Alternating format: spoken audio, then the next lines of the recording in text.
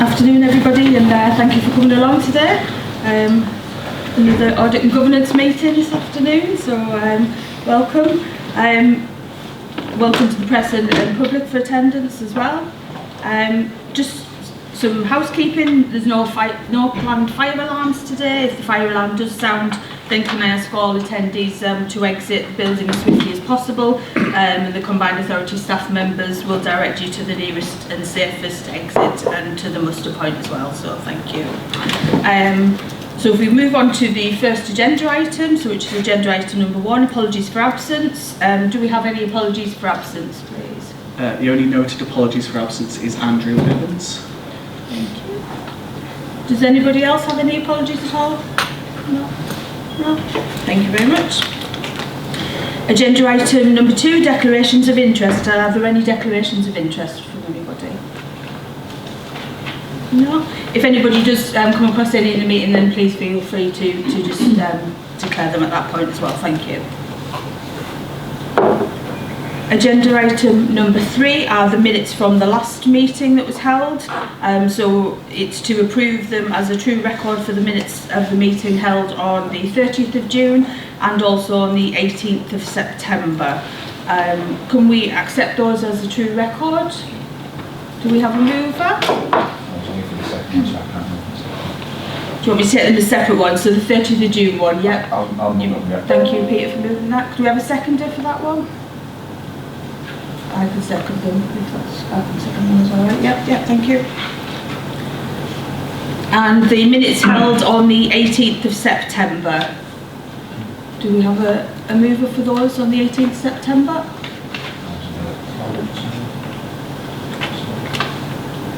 I can move them. Do we have a seconder for anybody who's in attendance on the 18th of September?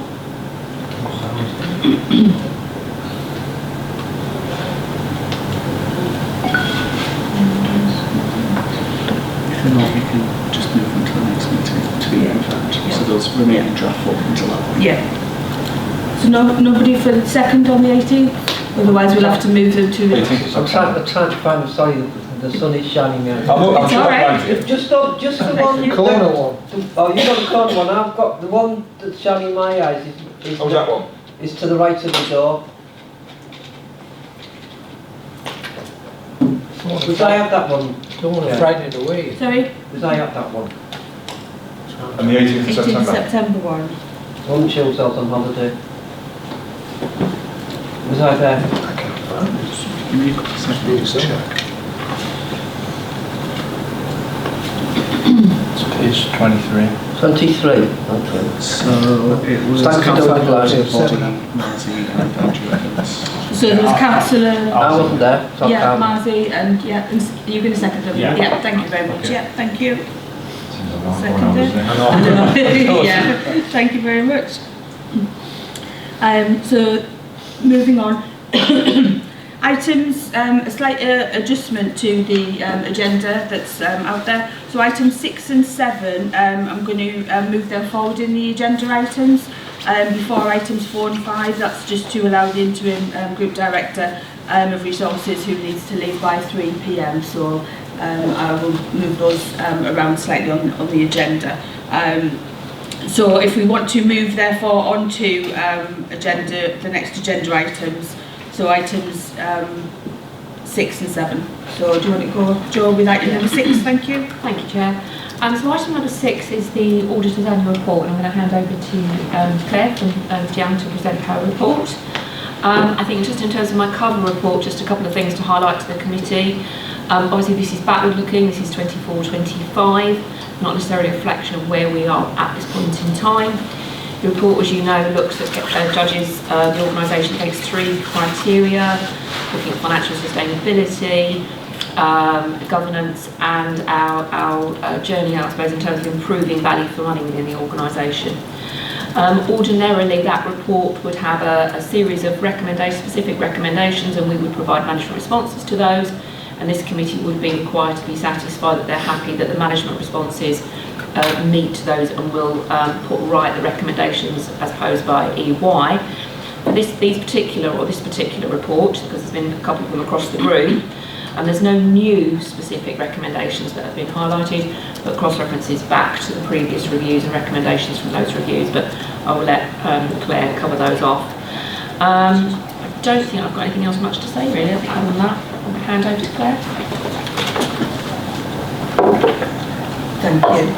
I think all the microphones are All working on there. I don't. You just need to stop on top. Are they just off on the bottom?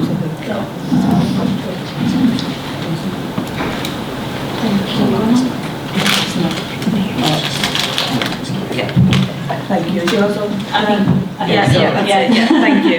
So over to you, Claire. Thank you.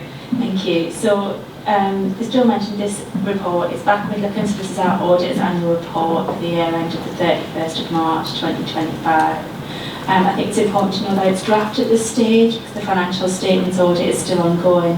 It's just that the requirements of the National Audit Code of Practice require us to issue an auditor's annual report by the 30th of November in draft, even if the audit has not been completed. And as the backstop dates go forward, those dates will eventually align. So I guess in terms of, I'll not go through it all in detail, but the executive summary sets out the key points. So in terms of the financial statements audit, we have had that we do expect to issue a disclaimed opinion again this year on the financial statements. Sorry, could you say that again? Sorry, so page 6 sets out the financial statements and we expect to issue a disclaimed opinion on the financial statements again for 24-25. As we talked about at the previous meeting, we've had discussions with management throughout the summer, and management have performed quite an extensive exercise in terms of going back and reviewing the financial statements that we had an update on last committee meeting. And you know, there's a lot of work gone into those, but the time that's taken perhaps to get to a position where management are comfortable to sign up on the financial statements means there isn't time for us to perform an audit between now and the statutory backstop date. What I will say is I think that work sets us in really good stead for the 25-26 audit, because once we've been through and agreed the treatment in these previous years, then we hope there's not a lot of change in 25-26. As we mentioned, the other kind of area of our work is around the value for money, our value for money work, and that is the key focus of this report. So the detail of the report sets out a narrative, but we have reported on 2 matters by exception in terms of the authority's value for money arrangements.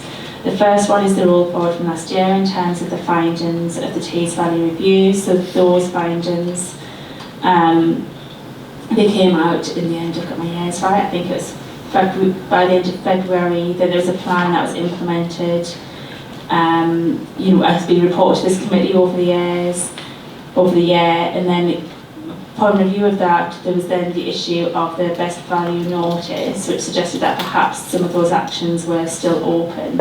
And I think that's consistent with our view, is that the timing of that action plan and those actions being closed were probably quite quick for what was a big cultural piece of work. So our recommendations in relation to the findings of the Tees value review remain open. They're exactly the same as what we reported in 23-24. For 23-24, we did also raise a significant weakness in arrangements in respect of the capacity of the authority's finance team, and that was in terms of the accounts not being produced by the statutory deadline and the ability to support the audit. I think for 24-25, the statutory publication deadlines for the authority's accounts were met, so they were published by the 30th of June. But what was clear as we started doing the audit work on is perhaps that was maybe at the expense of the quality of the financial statements, and that's led to the big exercise that management had been undertaking over the past few months. And so for 24-25, we've extended that significant weakness in arrangements to the capacity and the capabilities of the authority's finance team. And I think that's, you know, that's not a view on any individual here, that's just recognising that this is a very complex organisation. There's a lot of complex transactions going through, and perhaps the skills and experience of the team in post didn't necessarily match the complexities of the accounting requirements for this year. So I'm very happy to take questions on any element of the reports we go through, but they are the key things, and we are still on track and looking to sign off these 24-25 financial statements, which will have our full audit results report, as well as the final version of this auditor's annual report by the statutory backstop date at the end of February 2025. Thank you, Claire, for that update. I'll open it up to members for any questions with reference to the report or anything specifically to Claire. Councillor Grogan, thank you. Yeah, thanks for the report, Claire. And obviously, some of the highlights that have been found, especially the challenges you faced regarding difficulties obtaining authorities' copy of authority's general ledger. That shouldn't be happening, but obviously there's been significant changes within the authority and obviously capabilities and capacity. Since the changes have been implemented, how are you finding working with the local authority and trying to establish correct protocol? So I think we've established a very good working relationship. We speak a lot, we speak regularly, so Joe and I speak at least once every 2 weeks, sometimes more. The teams beneath us have got very close working relationships, and we have been working as we go through and talking about things that are cropping up as part of the process. So I do feel as though we've established a good working relationship. We're aware of what's coming out as management doing that review and talking about it as it comes through. It's just you'll not see that reflected in the reporting until the 25-26 Audit's annual report.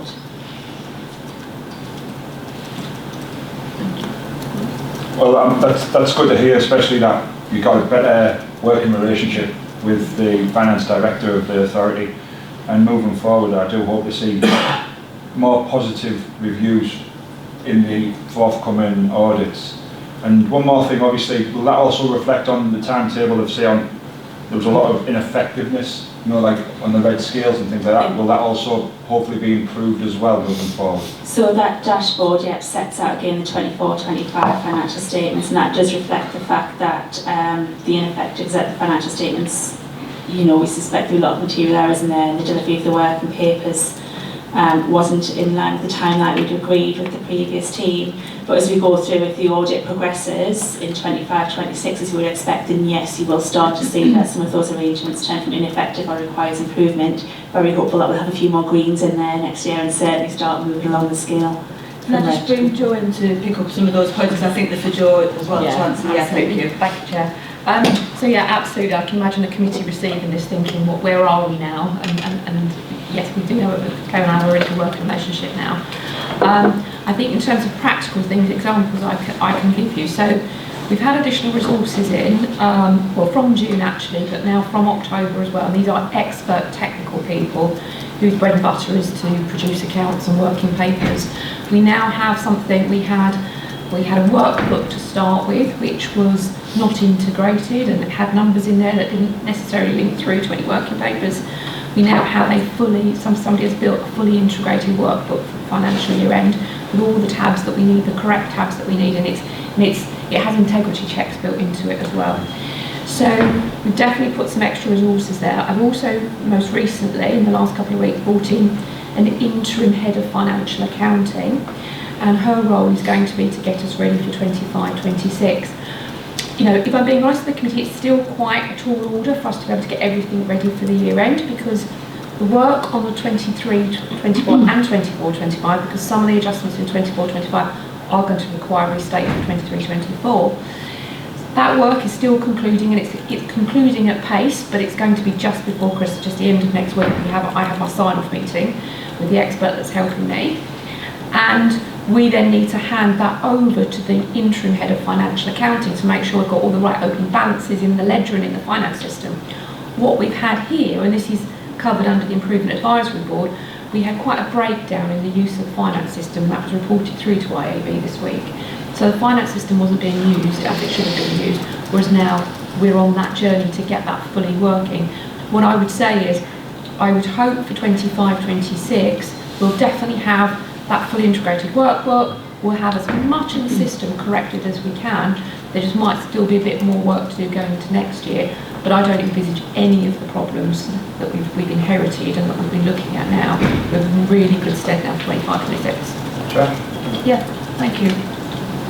Do we have the capabilities to do what you've set out to do now? So that was obviously a factor in this. Yeah. And obviously we've had to bring in additional resources to actually help with this. So you're 100% capable of managing to get through these this time so you finish these accounts? Yeah, so my plan currently is there will be an extra resource brought in January to assist the new interim head of financial accounting. There'll be a really strong handover, as I said, from the people that have been restating 23, 24, 24, 25, so that We're aware of all the corrections and adjustments that need to be made into the opening balances so they're ready to go for 25-26.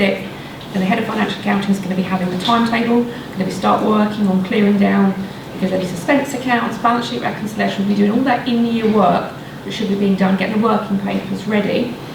The extra resource that's going to come in January is to help that person so they can do some of the doing and some of the clearing down, but they will again be a financial accountant by trade, so they'll have the right skills to do that. And as I explained to the Improvement Advisory Board, part of the problem with the team was that it was a very flat structure with everybody reporting into one person, and it didn't have the different elements of finance. There's 3 core functions within finance. One is financial accounting, one is financial management, which looks after everything budget monitoring, budget setting, and then there's treasury management. Those are the kind of 3 key ones. And we didn't have that separation within the finance team. And what you had was people potentially not with public sector accounting knowledge as well, but also trying to do a bit of all of those functions, whereas they are a discrete skill set in themselves. So somebody who does financial accounting reporting, which is very technical, will not necessarily be the same person, experience and skill set who's going to do financial management, which is more sort of around estimations and enabling and supporting services. So that skill set wasn't there. So what I've done with the interim structure now is we've got that separation. So I've sort of moved permanent staff around, particularly at the more junior levels, to support one or other of those functions. And we've now got, I hope, an interim structure that more or less mirrors what I will end up with a permanent structure. But obviously, I've got to discuss that further with the teams, got to see how things go, and then I've got to go out to consultation in January for a new permanent structure, and obviously consult with staff on that. But I'm hoping that in the interim, to get through 25-26, I've got the interim structure. If I bring that extra person in January, I've got the interim structure that will support us. It's just now then we'll make sure that quickly on the back of that I'm getting the permanent structure in. Thank you, Jo. Any other questions? Councillor Body, yes. Well, we were fortunate enough to have Tom Byrne at our council meeting yesterday, and he mentioned the shadow, the LGA shadow. Have they ventured a view on the auditor's current position? So the LGA are not involved in this, but I wouldn't expect them to be actually. No. So they haven't ventured a view. Was you referencing to a peer review? The LGA peer review, or? Tom Byrne said there's a shadow, the LGA shadow the TVC here, there's the shadow board. So I think that's referring to a peer review, I think. So that's something separate. Yeah, we haven't been asked to be involved in the peer review. So they're not aware of this situation and the various changes.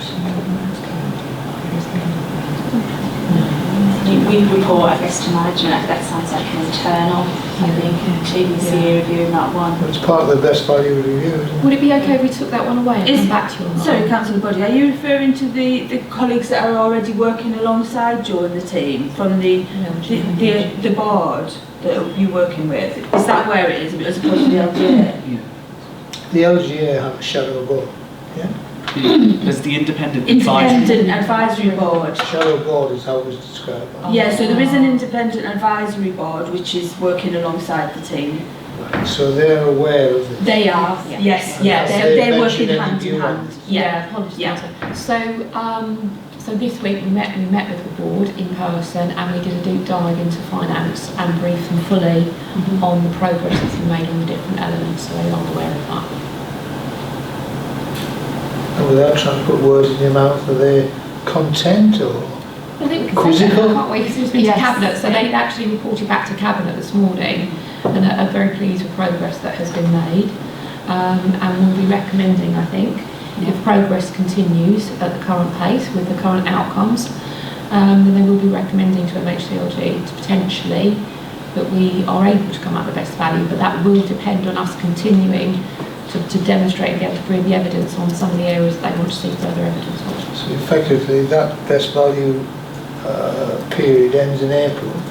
Yeah. So are they suggesting that they can envisage that might Yeah. result in April of the best value situation. Yeah, the Independent Advisory Board are Sorry, just before you, can I just ask you to use the microphones, please? Yeah, Sorry, because, yeah, if you want to use, just Councillor Potter, thank you.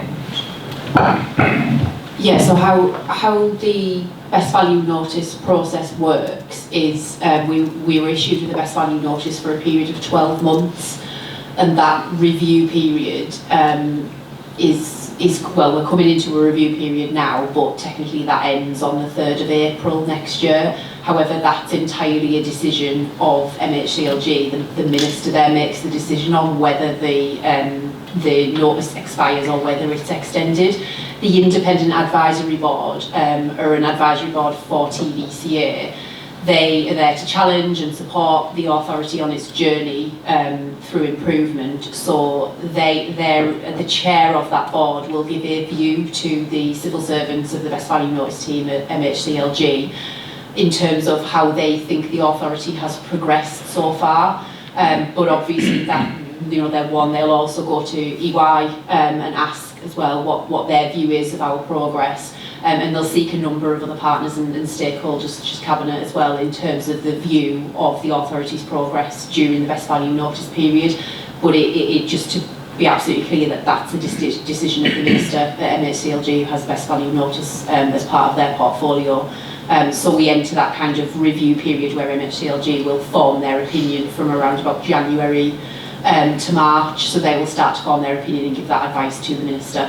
But we, you know, currently at this point, as Joe says, the chair of the Independent Advisory Board attended Cabinet this morning because he takes a report to each Cabinet as well on progress as he sees it. And he let the Cabinet know this morning that he, you know, himself and the board are generally content with progress so far, still work to do, but they're happy at this point that, you know, the key areas that they see as needing to progress are progressing.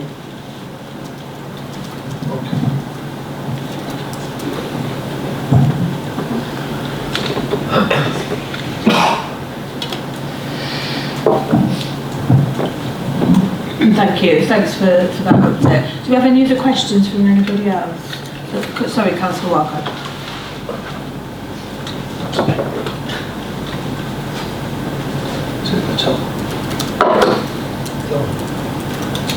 Thank you, Chair. I was going to ask about the section. I don't think it's on road. Is that on now? No. No. Try it on. Oh, very green. Is that on now? Yes, you're green now. Okay. Thank you.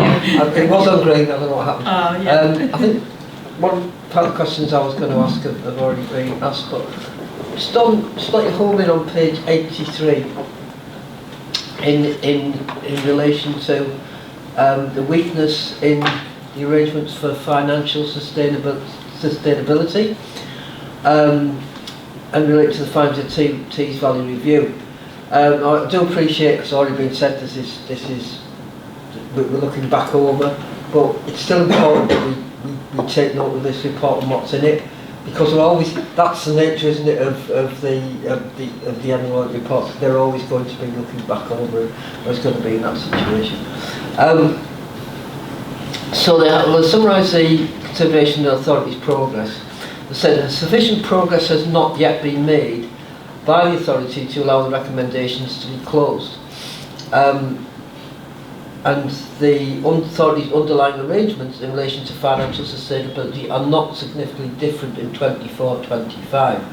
So whilst we are looking back, and we have sat in this room several times and been told there's nothing new, and we have been told that things have been put in place, so it's right that we challenge things, I think, as an audit committee. So I'd like to ask the auditors, would you think that going forward, I know you haven't done work on that, but are there positive signs that would indicate that the recommendations are on the way to there's been progress that would allow the recommendations to be closed? I mean, yeah, you caveat, but I'm going to caveat, we'll need to do the work. Yeah, we'll need to do the work next year to work through that. But I think, you know, we have seen, and we've talked about not just the financial accounts, but other work that the finance team are doing. So I think, you know, we're definitely seeing progress. Joe's talked about 3 areas of finance and all areas of finance that we'll consider when we come to 25, 26. So my gut feeling is that it might be a slightly different report next year. I don't know what it'll look like, but, you know, it might be slightly different report. Might not be saying that they haven't made any progress. Yeah. That's what's been said here, so you would hope that for the next year it won't say that there hasn't been any progress. Yeah, I mean, we're 9 months on now, aren't we, from the date that this report covers, really. So, yeah, there's been quite a lot happening in the last 9 months. There has, but we're always going to be in that situation, Yeah. and the audit committee's always got to look at reports like this. And we've got to look at them seriously. Yeah. I can't just say, I know you're not suggesting that, it relates to a previous period, because they always will. Yeah. And that's right why we ask those questions, because we have had report after report, it's very similar issues, and I know some of it is things like review come at the same time as other things, but that's not to say we should discount them. We should still take it seriously, because it's clear that that there are still very serious issues that need addressing. Yeah, that's yeah. I was just going to say, I think, you know, our recommendations about the Tees Valley Route, clearly there's been a whole programme of work internally as well, hasn't it, about monitoring those recommendations, so hopefully that will give you assurance as a committee as well, you know, that action has been taken. Yeah.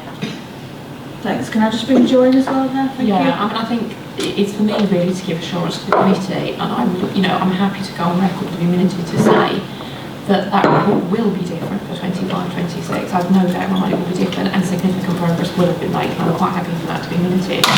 I'd also urge the committee to look at some of the other cabinet papers as well in terms of the finance papers, so this morning we had the Q2 and the Treasury Management, and I think if you compare those to how they were presented last year, this time last year, you'll see a significant difference in those reports and how information is presented to Cabinet, but also how the risks are highlighted to Cabinet. And so I would urge committee, you know, if you want some bedtime reading, to read those reports as well, because that will give you more confidence and evidence of the progress that's being made. Sure. Yeah, actually, being a sad balance person, I have read the Treasury Management report, and in terms of loans that are outstanding and not getting paid, it didn't make particularly pretty reading. So, yes, I agree about things being looked at overall, but I just think our role is to challenge, and I think we've always done that. And it is a very report that doesn't make pretty reading. I'm not suggesting in any way that we won't have something better. I'm sure we will next time, but we still do need to put that challenge in this committee, because that's our role. Yes. Thank you. Any comments or questions from anybody else at all? Yes, Ian, thank you.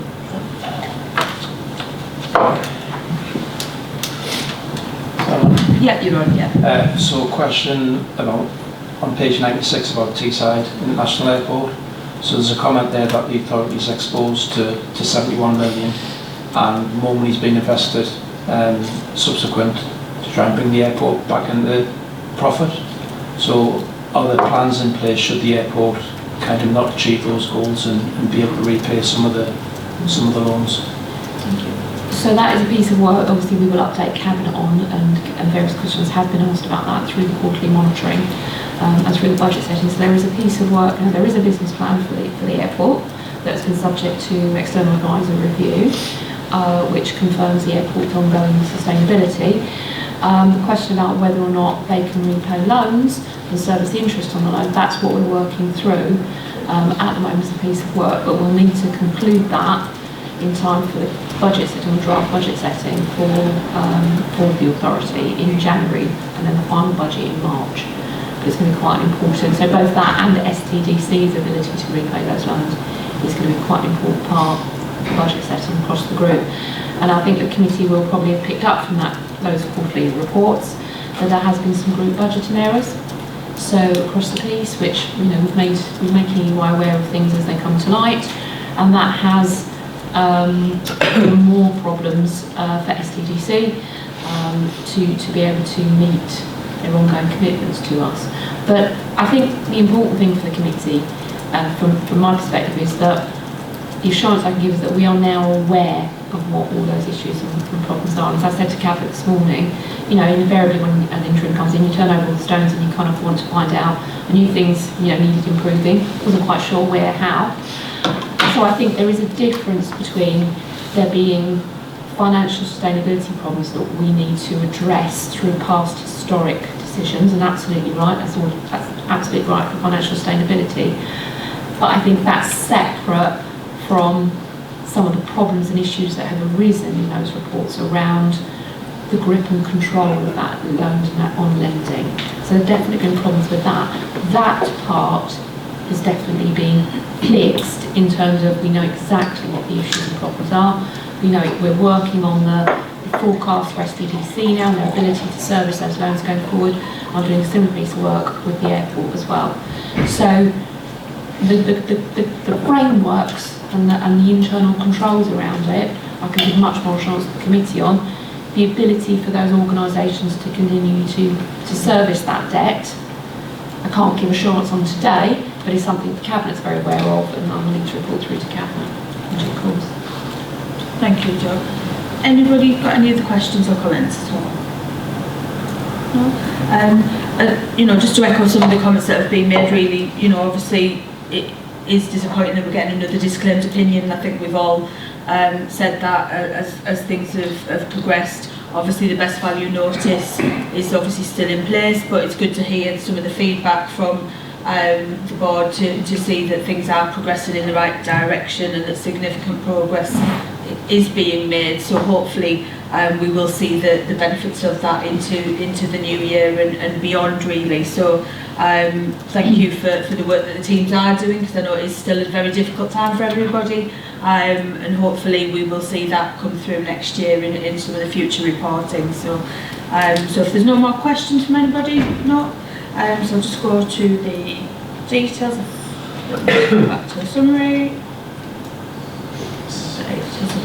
I think it's 8 in my papers, it's that one, isn't it? Yeah, because that's a different number into what's on there now. Yeah, sorry. So the recommendations are to note the Ernst & Young report for 24-25 as in Appendix A. Are we all happy to note the contents of the report? Yeah. Thank you very much, everybody. Thank you. Thanks for the update there. So agenda item now, we're going on to agenda item number 7. Yeah, I was going to say that's with you, Jo. Yeah, so that's a report from Jo regarding the external audit update. Thank you. So just for reference, because I think people in our packs it's slightly different, isn't it? So let me just say, so I think we're on page 102, I think, if anybody's online. Yeah, thank you, on the packs, thank you. Yeah, over to you, Jo, thanks. Thank you, Chair. So ordinarily, Claire would be presenting an external audit progress update report, but as the audit has paused, should we say, for the time being, that's not appropriate. So I've decided to bring a report here to committee to at least give you an update on the progress that has been made. So in terms of where we are, I've talked about the extra resources coming in. We're in a position now where we think we have concluded now for TVCA the 23-24 and 24-25 restatements. So I have a meeting next week to do a final review of those with the team and to understand some of the adjustments and complexities around those. But that's a pretty good news story considering the number of adjustments that have been required. And the report itself gives you just a flavour of some of those technical adjustments, which I probably have to take away if you have any queries over those, but they are sort of a summary, a flavour. A lot of them are presentational, a lot of them are the way that public sector accounts have to be presented as opposed to private sector accounts. So that's good news. We should, with a single entity, TVCA entity in its own right, we should be concluded with those by the end of next week. SDDC, no, not relevant for here per se, because that's relevant for its own board and committee. However, it is going to be important for group accounts. So for SDDC, again, about 50% of the way through, looking at both of those years. Clearly there are overlaps for the TVCA accounts because some of the arrangements are intra-group. So by definition, when we're looking at them in TVCA, we're also picking them up and finalising in SDDC. And there's a few other things around STDC. But again, we're hoping that if it's not the end of next week, it will absolutely be the first week in Jan, for the STDC to also be concluded. And that will then give the experts the ability to produce group accounts, I would say by the middle of January. There shouldn't be too much, because all the intra-group transactions will have already been subject to review, discussion and agreement. Putting the group accounts together is then just a matter of removing the intra-group balances as so that one set of group accounts.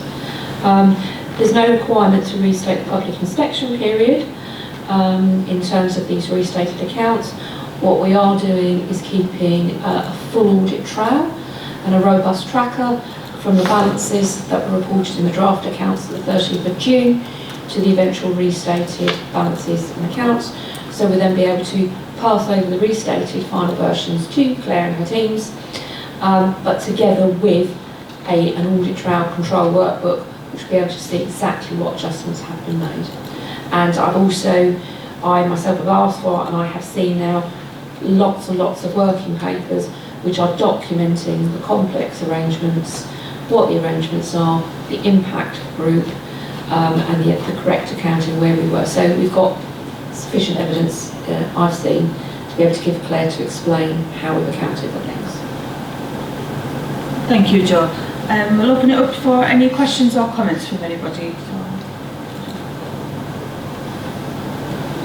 No? Thanks for that update, Jo. Thank you very much. Thank you.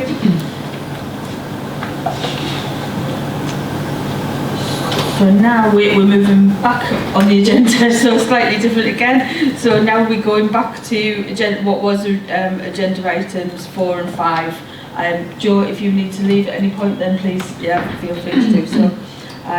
So the next agenda item is the internal audit strategy. So I think that's over to yourself, Sarah. Yes, thank you, Chair.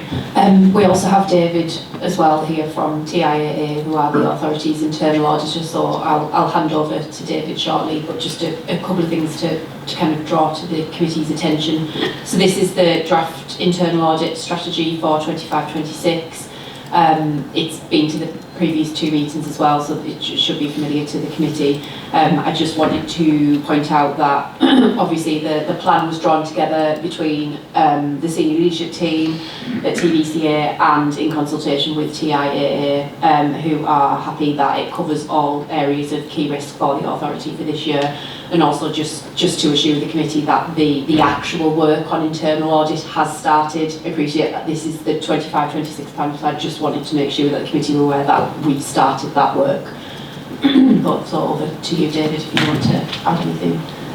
Thanks, David. Thanks very much. Yeah, thanks for stealing my thunder. Yeah, I don't know if you can add to that. Yeah, so the plan's put together between ourselves and yourselves, taking into account risks in general, risks in the sector, your specific risk register, and particularly the best value notice.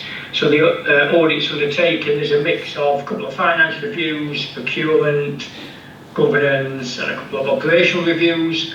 We're also carrying out for yourselves 2 follow-up audits. We're doing one at the moment, which is like a mid-year follow-up, and then we're doing a year-end one, unsurprisingly, at the end of the year. And as Director of Operations mentioned there, we're on with the work now. So when this report and the other one that's on the agenda item were presented previously, we haven't started the work. We're now a couple of weeks on, so we have and any audits that we hadn't got planned in a couple of weeks ago, we've now got dates confirmed. So everything's laid out between now and the end of March, although the majority of the work actually is, I think the majority is in January. So we're hoping to get most of it finished by some mid to the end of Feb. So yeah, there's a plan, it's a third time or second time coming to committee for approval, albeit we have started the work. So, any questions from members there? Thank you, David, for that. We'll open it up to the committee members for any questions or comments at all.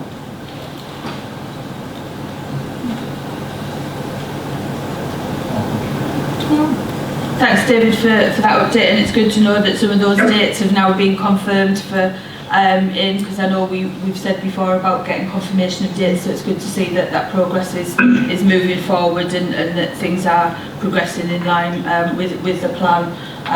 So from this committee's perspective, therefore, let me just go to the right section.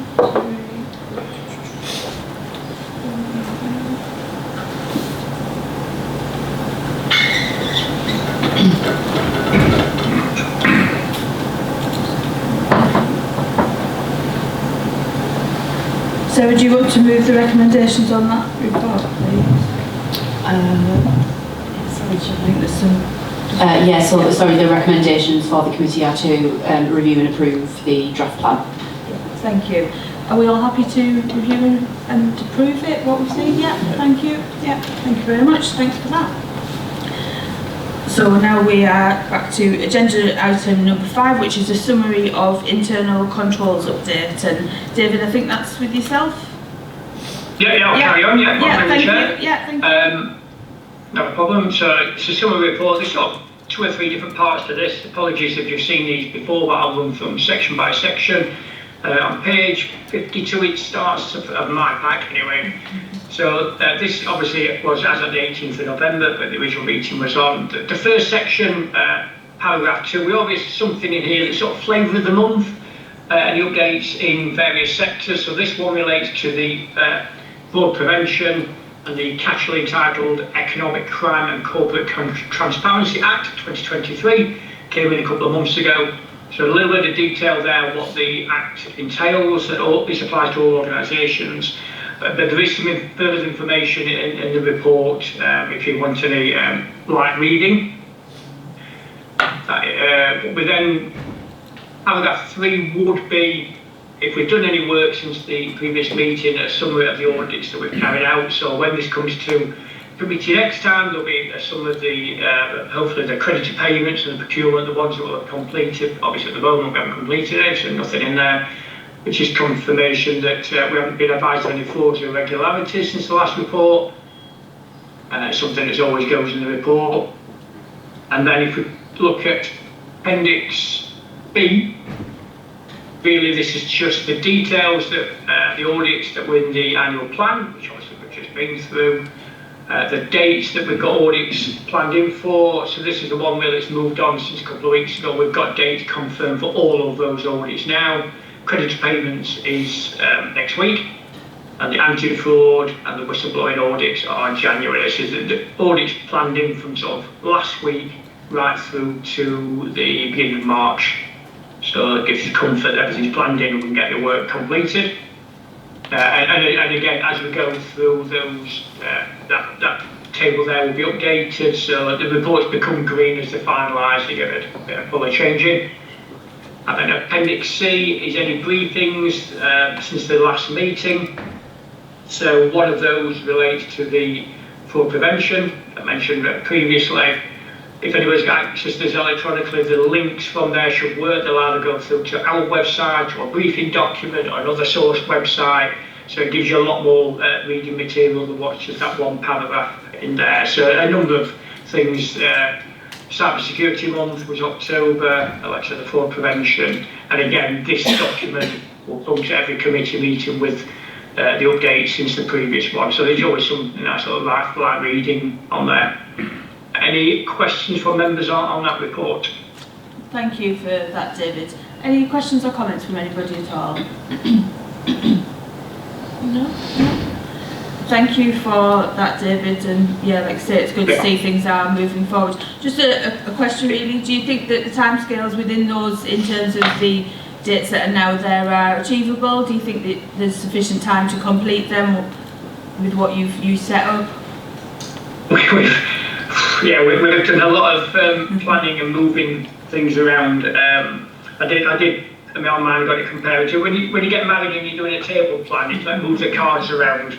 So we've settled on where we settled. I should have mentioned as well that actually we're having weekly meetings with Sarah Director Ops, she's side of you there, and Group Risk Officers Kaylee Reese are helping considerably, which just updates with particularly where we're waiting for information from yourselves, or waiting to get an opening meeting or closing meeting booked in, rather than just us saying we're waiting for information. There's been a little bit of corporate nudging going on at your end, which is fantastic for us. It's just, you know, we're also being nudged as well if we're waiting for information from us. But yeah, we've got that link there and assistance, which is great. Yeah, no, that's good to hear, thank you. Anybody else, any questions or comments on that one? No, no, thank you very much for that, David, and thanks Sarah for that. No problem. I think, Sarah, do you want to, I think there's a couple of just notes for recommendations on page 48, is it, I think, of the pack? Yeah, so this is, for this one particularly, it's just to consider and comment on the seeker report. Yeah. You all happy with that? Yeah, thank you. Thanks for that one. So agenda item number 8 is the risk management report. And Angela, that's over to you. I'll pass you this microphone. Thank you very much. Thank you. Thank you, Chair.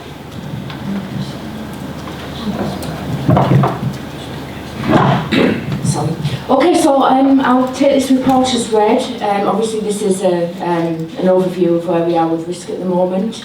Does anybody have any questions with regards to the content? Sorry, just bear with me a second.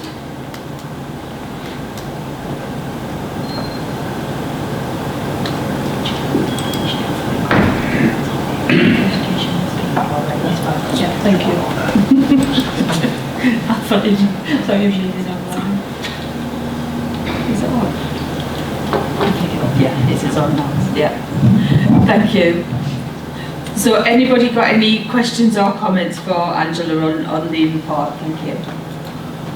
Councillor Walker, thanks. Yeah, couple please, Chair. Yeah, absolutely. Firstly, 36 and you've got 6 bits behind it. Is that fairly normal? Is that what you would expect? Yeah, but when we're looking at these registers, obviously there's some with some inherent risks, so that we've got quite a few treatment action plans in place at the moment. But yeah, that's looking normal for this level. Okay. So on the risk thresholds. Sorry, just could you explain that to me in terms of whether on the risk threshold column, whether it's amber or green, how is that determined? So the scored on impact severity, right. and that brings up, and then we have the acceptable threshold. So when it goes over the amount of tolerance for a certain risk level, that's when it gets flagged up. So that's how we determine the RAG rating. We haven't got any on red, obviously. No. There are a lot that are getting actively managed. There's the few in the system where they've been actively managed for some time now with some of the treatment action plans making that difference. And I think we've got closure dates into Q1 2026 to get as fully mitigated as we can. Okay, thank you, Chair. Thank you. Any other questions or comments on any of them? At what point will you determine, just from my perspective, if any of these need to move to red? Obviously there's a number in amber at the moment. What would make you make that switch from amber into a red category? So they're reviewed on a regular basis with the group heads, and if there's any change or if any of the treatment action plans are delayed or there's any impact in that, that's when they could go into the red threshold. Yeah. Thank you. And obviously, one of the things that I think we've obviously said before on the plan is about dates and the control and the frequency, which there's a column on there. There's a couple of them on there with dates within. Is there a plan to bring up more into those other columns in terms of dates, where there aren't dates and frequencies and reviews within the columns? Or yeah, we're actually working on the system at the moment just to make it, because the plans are kept in kind of a free text column. So in the actual system, there are all the dates for when the treatment action plan reviews, when they're due to finish. So there is actually more information we could probably enter into that report. And we're working on the treatment action plans to get specific dates and breaking it down, so it's not just the one due date. So we can work on on seeing the journey and when everything's due to feed in. Yeah, I think my concern is at the moment, yes, it highlights the risks, but it doesn't show us any longevity of any of these. So some of these could have been 2 years in the making, and they're still at an amber setting and haven't moved. Or so I think it's for us then to be able to see that fuller picture, and like you say, from start to end of where these are actually at in terms of deliverability and dates and progress really. So it would be good if we could get some more around some of the dates and the frequency side of the controls and things. Thank you. Absolutely, I'll add that to the report for the next That's audit great, governance. thank you very much. Any other questions or comments at all? No? Thank you very much, thanks for that, Angela. I think there was just some, just in terms of the actual report itself, I think it's just some recommendations.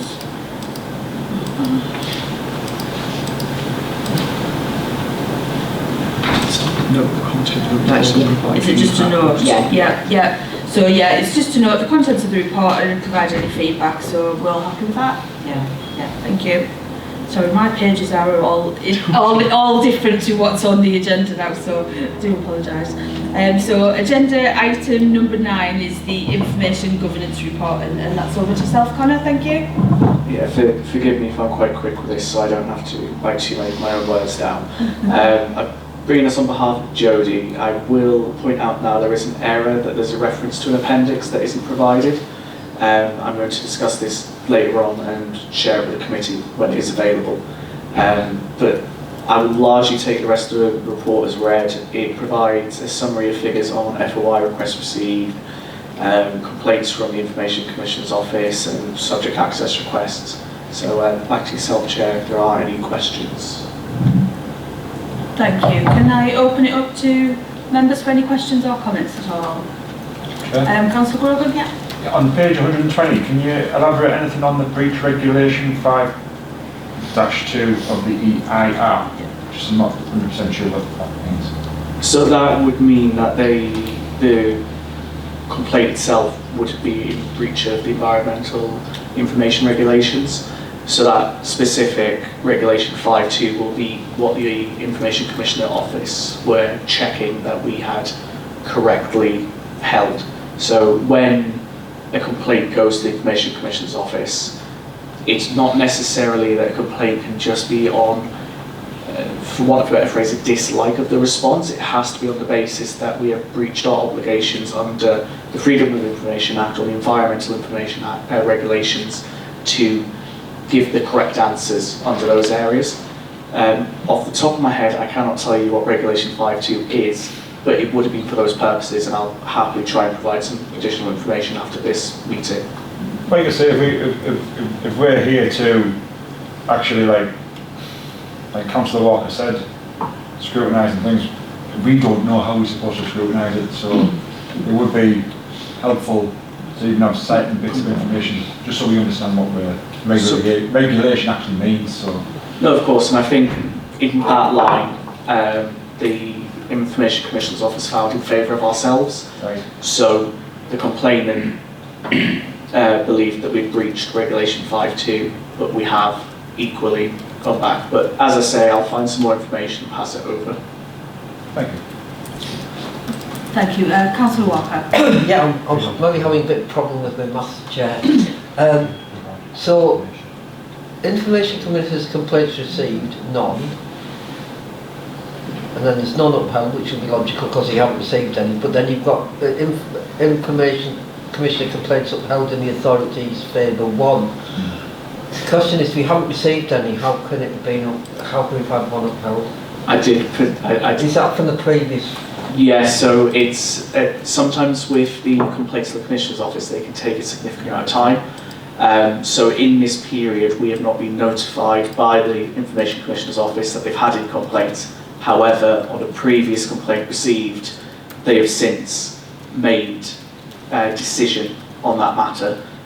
So it might just be that we split it off to be a bit clearer of just saying that this is a previous one, because I've read something myself. And then the one that's at stage 2 is one that's outside of that period because it's after that period?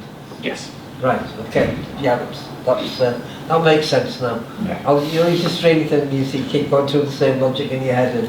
And, could I ask then, the other one I was going to ask is Freedom of Information extended deadlines 8.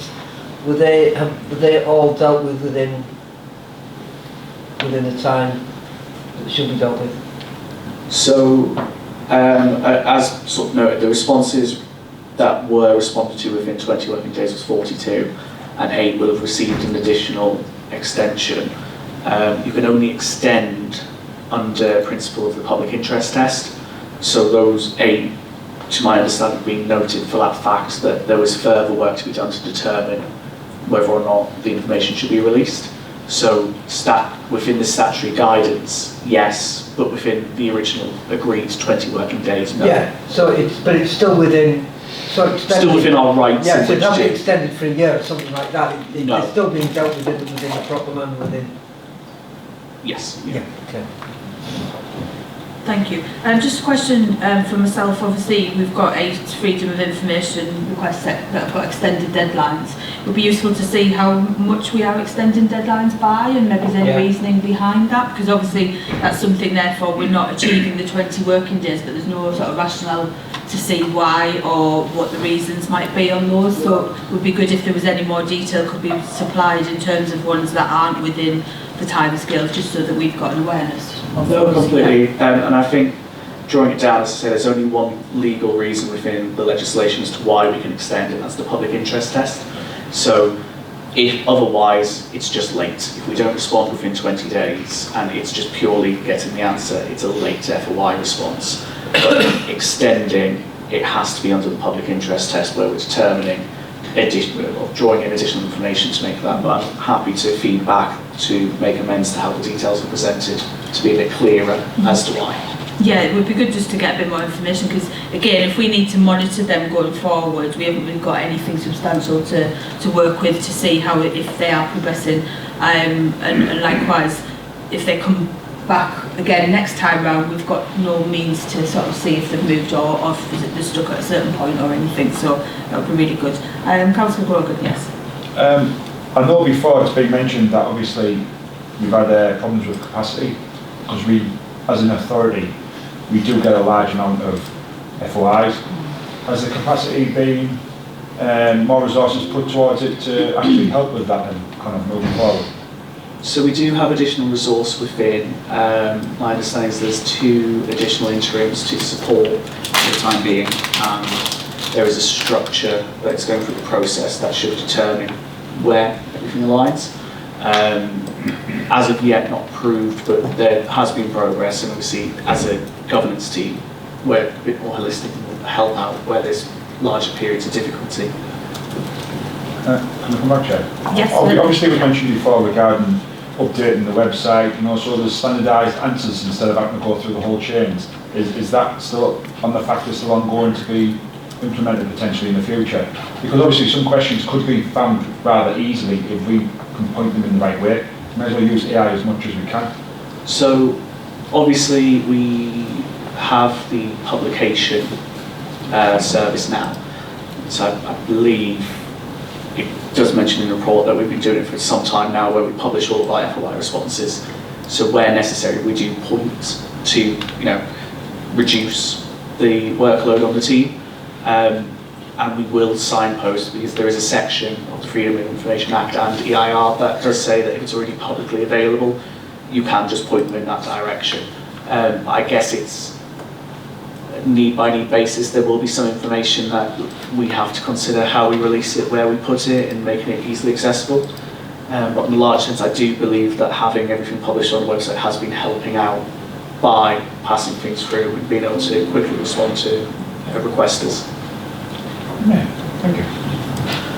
Thank you. Councillor Walker. Yeah, just I think maybe another line for going on the FOI ones, Chair, that would maybe clarify matters and give us further reassurance. So you mentioned about if they didn't have a reason for extending the deadline, we'd just be late. So it might be useful if it had freedom of information late, and then presumably that's 0, and that's why it's not been mentioned in the report, but at least if it had 0 in, it would be clear that that was the case. That's completely fine, I'll feed that back. Thank you. Any other questions or comments, staff? So obviously there is a policy within there, and that's the one I assume you're referring to, the data protection policy that isn't attached, is that correct? Yes. Yes, so I think it would be useful then to bring it back to the committee at the next agenda meeting, if we can put it onto the agenda again please, and then at least it would allow the committee to review it and then we can sign it off, because obviously we need to be able to sign that off and just have a view of it beforehand, so if we can add that onto the next agenda that would be useful, thank you. Any other questions or comments? No? Thank you for that, Connor. I think it was, yeah, the recommendation was just to note the contents of the report, so thank you for that.